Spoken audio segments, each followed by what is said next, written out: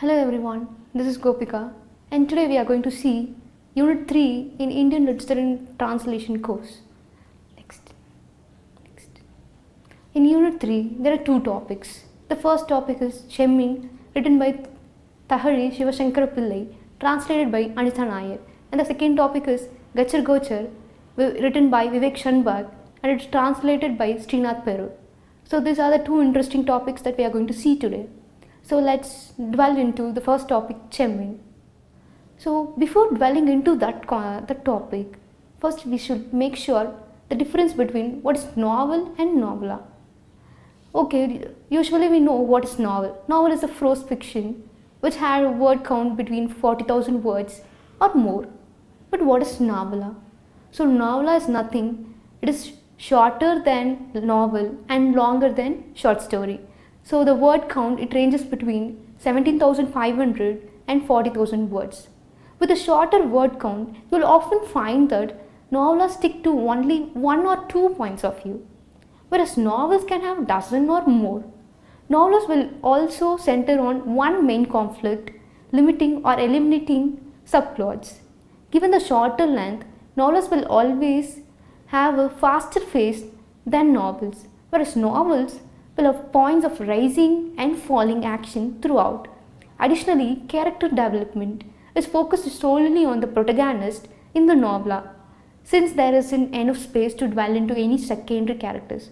Whereas in novel, you can see so many characters.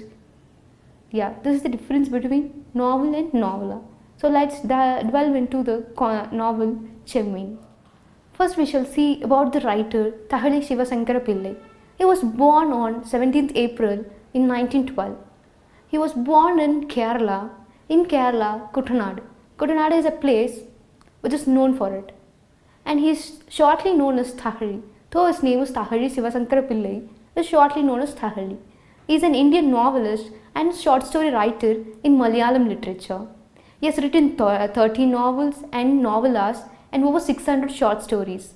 Mostly his works are based on oppressed classes and it portrays the society in the Kerala. So his works are mostly based on mid-20th century. So his first short story is Daridran, which is translated in English entitled The Poor. It is written in 1929. For his critical acclaim, he has written based on the society. So he was highly recognized. He received Padma Bhushan, which is considered as the third highest. He has received awards, namely Padma Bhushan, which is considered as the highest honorary award because it ranges in the third level of Indian Civilian Award. Second one is Janatpith. It is an India's highest literary award. He received it for his work Khair, which is written in 1984. He died on 10th April 1999 at the age of 86. Next we shall see about the translator. The work was translated by Anitha Nair. She was born on 26 January 1966. She is an Indian novelist. She has also written poetry, essays, short stories, crime fiction, historical fiction, romance and children's literature. She is best known for her novels A Better Man, Mistress and Lessons in Forgetting. Nair was working as the creative director of an advertising agency in Bangalore when she wrote her first book, a collection of short stories called Satire of the Subway. So she said that it took her 2 years to translate Chemming into English and she did 4 rewrites before she was satisfied with her work. So she is a living author who continues to exemplify her talents. Next we shall see about the novel Chemming. What is meant by Chemming? So Chemming is nothing, it means prawns. So prawns in their language it is called as Chemming. So it is written in 1956 and it is called as love epic. So this work is considered as first post-colonial Indian novel to be translated into English. This English translation was accepted in the Indian series of UNESCO collection of representative works. This tragic love story is against the backdrop of a fishing village in Alappuzha. Alappuzha is a place in Kerala. So this novel centers upon a myth which is very much common among the fisherman communities. The myth is about chastity. What is chastity? It is a purity. If the married fisherwoman was adulterous when her husband was in the sea goddess would consume him. So this is the belief that is highly maintained among the fisherman communities. This Chemmin won the Kedar Sahitya Academy Award, which is India's second highest literary prize, in 1957. It was the first Malayalam novel to receive the national honor. The novel was accepted as part of the UNESCO collection of representative works, which is highly noted as an achievement of Thahari Sivasankara Pillai. This translated work was translated into 30 world languages and adopted into film in 15 countries. Now we shall see the characters. The first character is Chemmin Kunju. He is a dishonest fisherman and he has a wife. His wife name is Chakki and his daughter Karuthamma. And there is a character called Parikutti. He is a Muslim trader who falls in love with Karuthamma. Next, Palani is a fisherman who marries Karuthamma. Then Panjami is Chemmin Kunju's younger daughter, that is sister of Karuthamma. Then the last character is Poppy Kunju. She is the widow of the man from whom the Chemmin Kunju gets boat. We shall see it in the story.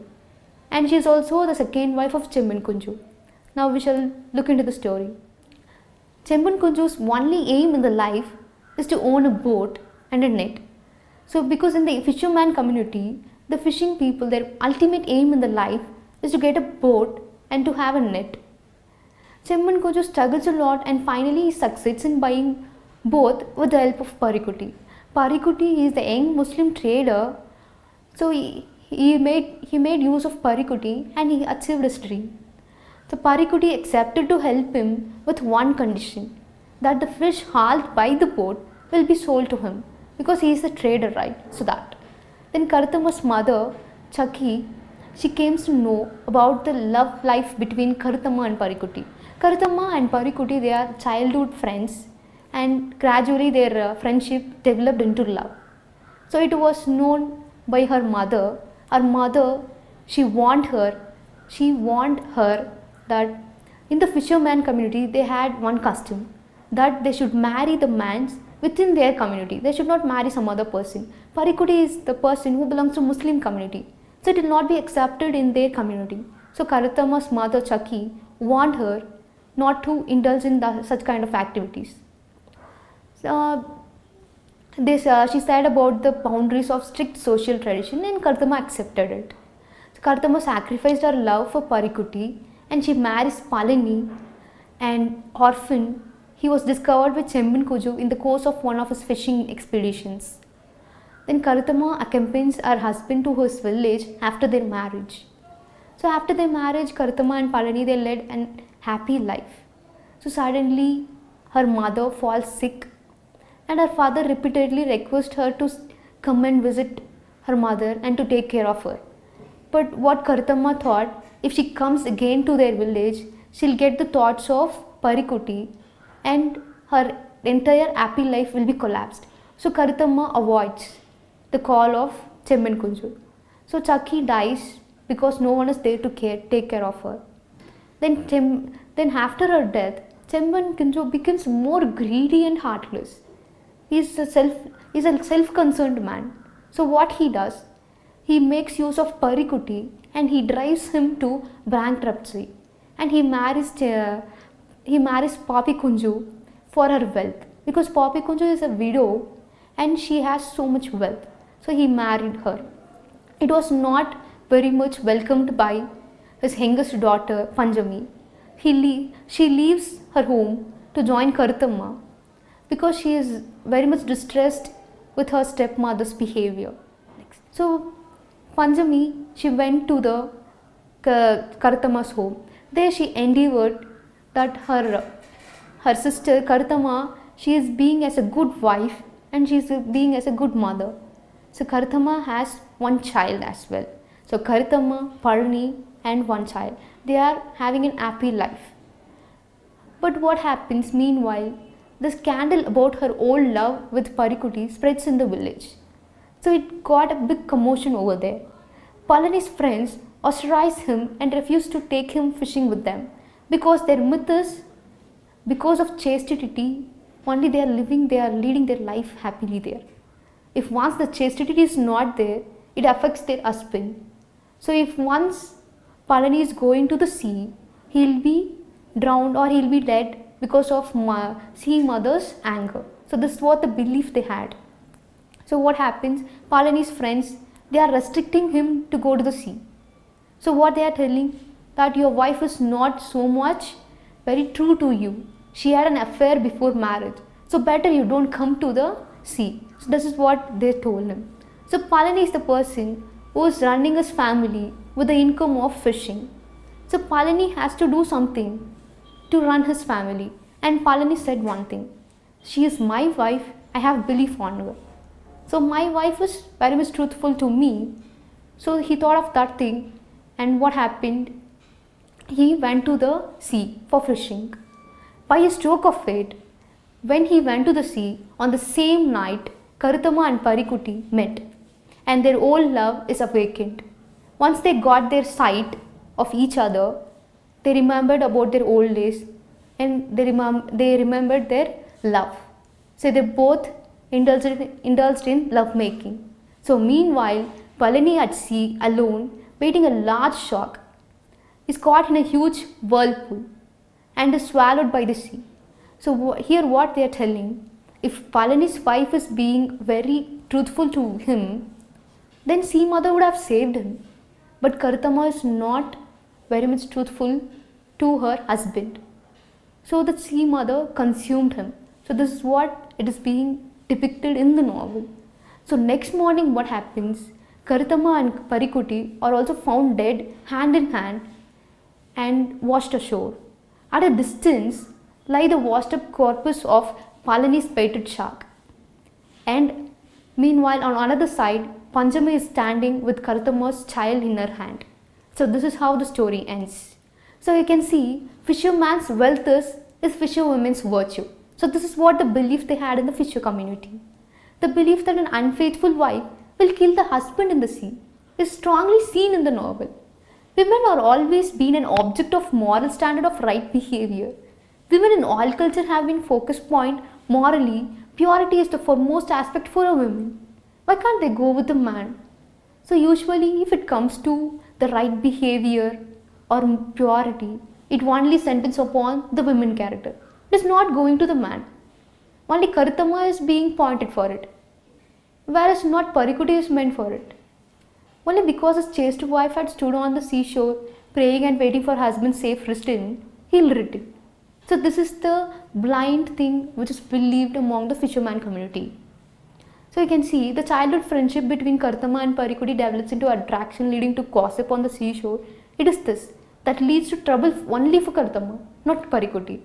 In the novel, life of Karuthama is as delicate as the fish. As the novel progresses, you can see Karuthama's state of mind is fish out of water.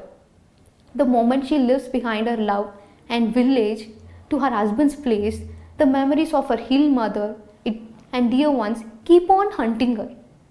The memory of her mother and the love life she had with Parikutti, it hunting her, and the guilt that she carries with her, an age-old moral code of community is passed through generation. It is that which acts as a barrier and a conflict it brings is seen throughout the novel. And you can see sea is serving as a symbol here, because as like the sea waves, it comes and it goes again. It waits for nothing, as like the life. In the life, if a person dies and goes, it is not a matter. Once a person died, Karuthama died, but her soul is living inside her daughter.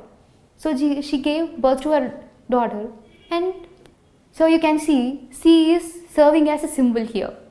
The waves in the sea, it comes and goes one by one. So this is how the life is going on. The body dies, but the soul remains.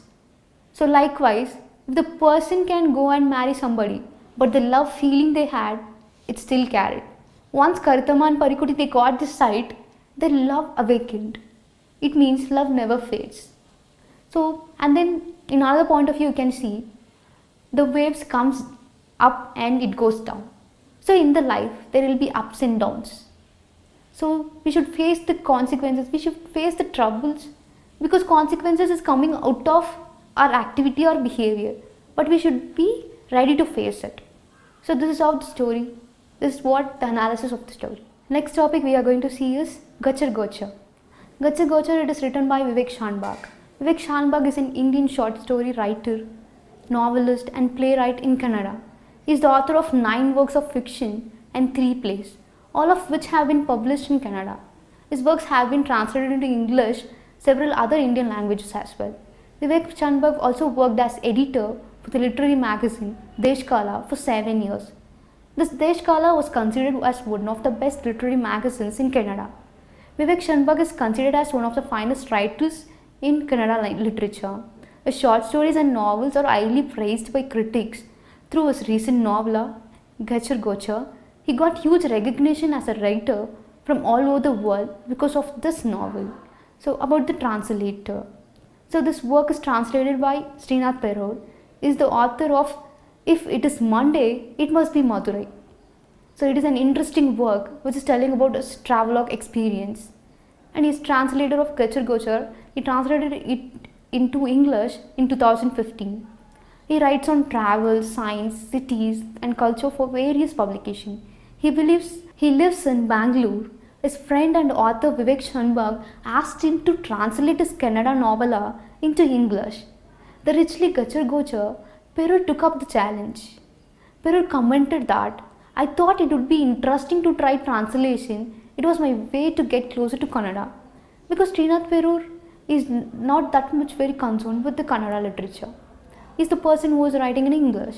But he wanted to learn and to know the concepts in Kannada literature. So he took up this challenge and he wanted to try it. He had translated 3 books. He is the chair of the jury in JCB Prize for Literature. According to him, the JCB is among the few in India that read translations alongside books written originally in English, and the prize rules also encouraged publishers to submit translations. So we shall see about the novella. So before we have seen Chemmin, which is a novel, but now we are seeing Gachar Gochar. It is a novella. Novella in the sense what I told you. It is a short form of novel. It is a psychological drama written in 2015. The setting of this novella is in Bangalore. The book is about an unnamed writer who reminisces about his dysfunctional family's rags to riches. Story which results in troubling behavioral changes in each of them. The title is made up of phrases. So you can see Gachar Gochar, what it means. In Kannada language, it means which is tangled up beyond repair, which can't be repaired. So this Gachar Gochar, it was invented by the narrator's wife and her brother. This title was invented by the narrator's wife and her brother. It was included by the New York Times in their listing of the best books of 2017. And it was a finalist for the Los Angeles Times Book Prize and the International Dublin Literary Award. So we shall see the characters and theme of the novella. So in the character, the main protagonist is the unnamed narrator. So he is having one ex-girlfriend, her name is Chitra, and there's Amma, Appa and Malathi. Malathi is the elder sister of the narrator. And Chikkappa, his name is Venkatachala. Chikkappa in the sense Chittappa, Chittappa of the narrator. And Anita, she is the narrator's wife. And there is a woman called Suhasini. She is the lover of Chikkappa. And there is one waiter. His name is Vincent. The novella is stipulated upon the theme poverty and prosperity. So how the persons who are in the poverty and how their behavior changes when they are going to the prosperity. So this is what I think we are going to see in this novella. So this novella is a non-linear one. What is non-linear? Non-linear is nothing but it is a storytelling technique in which a narrative is told out of chronological order. So this novella is not placed according to the sequential order. So it is a fragmented one.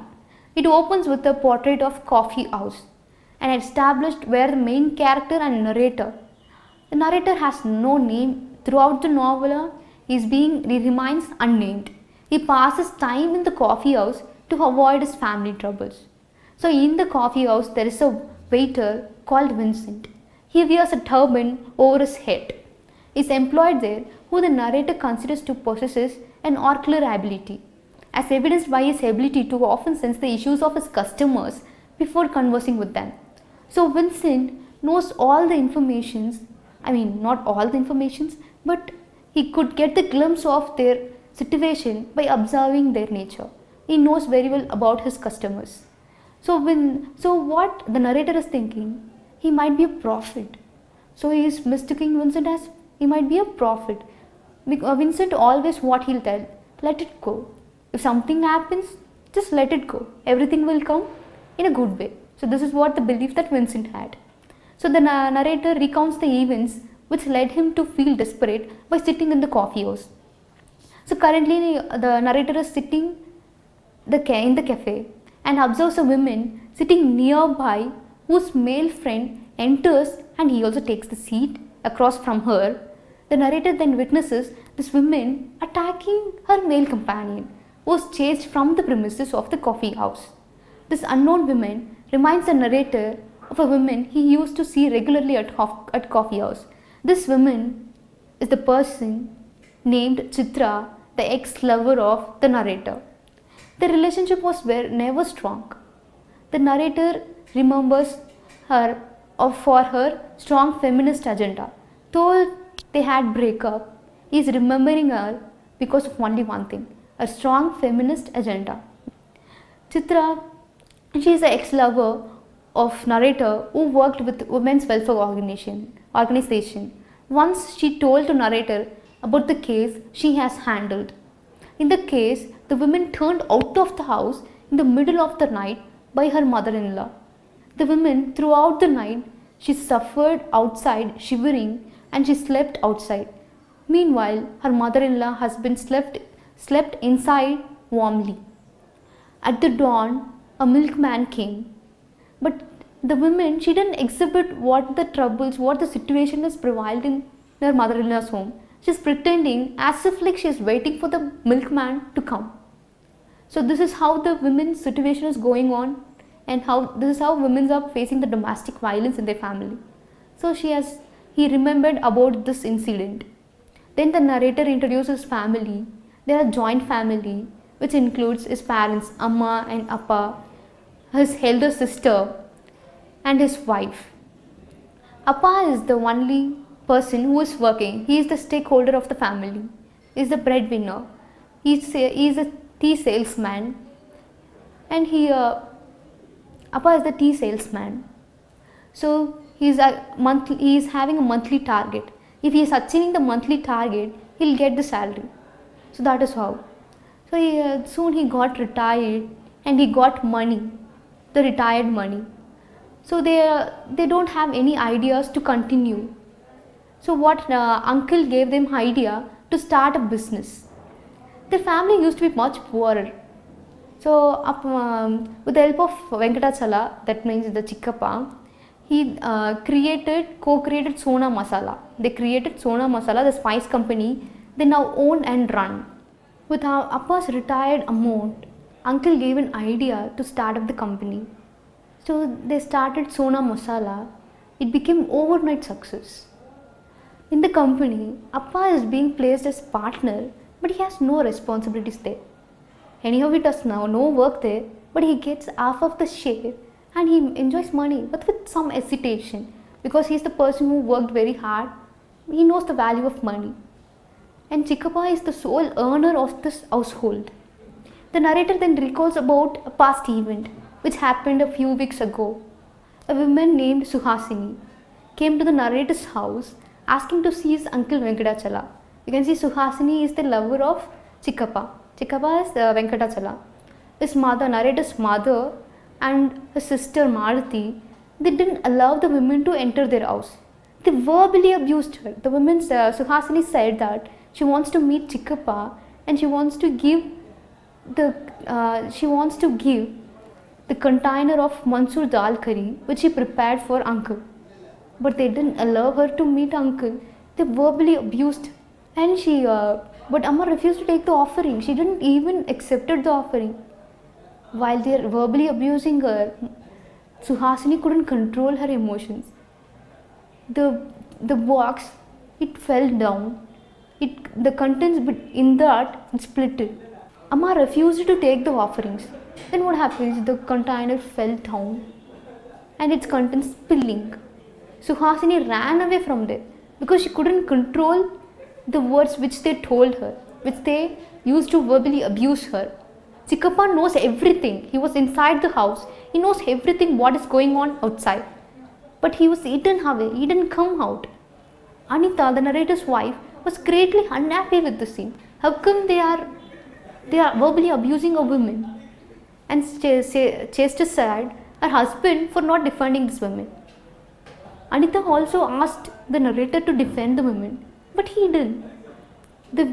The male persons, Chikkappa and Anita's husband, they stayed inside the home. They didn't even come out and to see what the things is going on. Then the narrator is telling about his Appa. He is treated as second in the family because the first person in the family is now considered as Chikkappa because he is the sole earner of the family, right? So that. Next, he is telling about Amma, Malathi and himself. They are called as non-earners of the family and are tied for third place in the household hierarchy. The narrator describes the home in which he used to live with his family, one that was much smaller than their current residence. Said house also had an ant infestation. So they had a behavior. They would crush the ants because in their house, while eating, if they are spilling any rice, at the very moment the ant will come there. So they started crushing the ants. It became their habit, and the family members became cruel in their attempts to kill these ancestral intruders. So their new house was much larger, allowing everyone to have their own bedroom. So in that house, they didn't even buy the furniture. The furniture also it is brought by Uncle Venkatachala. Then he is telling about his elder sister Malathi's wedding. Much amount was spent monetarily on her wedding. However, her marriage was unsuccessful because Malathi is very much money-minded. There were attempts to reconcile Malathi and her husband failed. Thus Malathi came back home to live with her family because she is very much concerned with the wealth. Then the narrator remembers his arranged marriage to Anita. So Anita, she is the educated daughter of a professor. So she is from a wealthy family, but her family is not like narrator's family. Because in the narrator family, they are they are relying upon Chikkappa. But in Anita's family, they worked very hard to attain the position. So she knows the value of money, she knows the value of the position they are being now. So narrator is telling they greatly enjoyed their honeymoon. In the early days of narrator, with his wife is considered as happiest of his life. In their honeymoon, they are buying things for all the family members. Narrator is also working in the Sona Masala company, but he does nothing. He is simply getting the monthly salary in his account, but he does no work. He is not even feeling a bit about it. He is not even hesitated for his behavior, but he is enjoying his money. So initially narrator had one wish, that he wants to buy a sari for his mother. This is what the initial wish he had, so that he worked hard for attaining job. But now it is not the case. He didn't even know when he got his first salary. So in his honeymoon there, Anita teaches him the phrase Gachar Gochar, which she learned from her brother. So in her childhood, when she is playing with her brother, her brother taught her this Gachar Gochar phrase. They used it to refer to a kite string that became so tangled. Anita was angered when she learned the truth about her new husband's profession. Anita teaches him the phrase Gachar Gochar, which she learned from her brother. In her childhood, she used to play with her brother. So while they are playing the kite, her brother used the phrase to refer to a kite string that became so tangled. Then Anita saw the narrator, he was crushing the ant which is simply on the wall. Then Anita asked him, What is the behavior is this? Why you are hurting the thing which is not hurted you? Then the narrator is telling, in her old home, we had so many ants over there. So it became a habit for us to crush the ants. So this is what the thing he told. When Anita came to know about this, Anita was angered when she learned the truth about her new husband's profession. She was shocked to learn that their money basically all came from inheritance. So then they returned to their home. In the home, narrator pretended as if he is going to the company and he is working there. But the truth is, he is going to the coffee house almost every day in order to create the impression in Anita's mind that he was going to work. But Anita, she learned the truth, and at last she came to know that the family would go to any lengths to which the family will go to protect the prosperity they are having now. Anita and Amma, they have been arguing especially about the treatment Suhasini had received in their house. Amma has not treated well the Suhasini. They verbally abused her, right? So nobody, even Chikkappa and the narrator, they didn't exhibit their emotions. They didn't even ask their one word against their mother. But Anita, she takes up the thing and she is having an argument with Amma. Amma, she doesn't like Anita because Anita, she always not very much liking the food of Amma. So Amma, eventually she developed hatredness against Anita. So Anita, what happens after this commotion, Anita went to visit her family in Hyderabad, and with her absence, the narrator's family has been much more relaxed and enjoying each other's presence. On the present day, the current scenario, the writer sits in coffee house and he is thinking about the desperate feel I told you, right? So the feel is about whether Anita might not come home to him. So this is what the idea he had in this mind. So with this, the story ends. The moral of the story becomes very clear that sudden wealth has turned their lives gacha-gocha. Gacha-gocha in the sense I told you, it is beyond repair, tangled up beyond repair. You can see the minds of the family. Amma and Malathi, they got their mind tangled up because they are very much concerned with their money. So that is why they didn't allow Suhasini to meet Chikkappa. Because if Suhasini and Chikkappa, they are getting united, eventually Chikkappa will rely on his separate family. He will not look after narrator's family. So this is what the thought narrator's Amma had. So that only she didn't allow Suhasini to meet Chikkappa. So you can see, it's not man who controls money. Rather, it is money which controls man. And you can see narrator is using the coffee house as his refuge from contemporary life, hacking back as it does to a time before the bourgeois concerns of money making had taken root. Once it features prominently in the opening chapter, wanted to fade into the background. The same goes for the narrator's former lover Chitra, who worked for women's welfare organization. You can see the narrator is using coffee house to hide from the reality. He doesn't want to prevail in this situation. He wants himself to be idle. So in this society, the peoples are taking up some situations, some scenarios to divert from their responsibility, to divert from their troubles and situations which they have to face. So this is what the things. Even in the society, the people's mind are gacha-gocha. So thank you.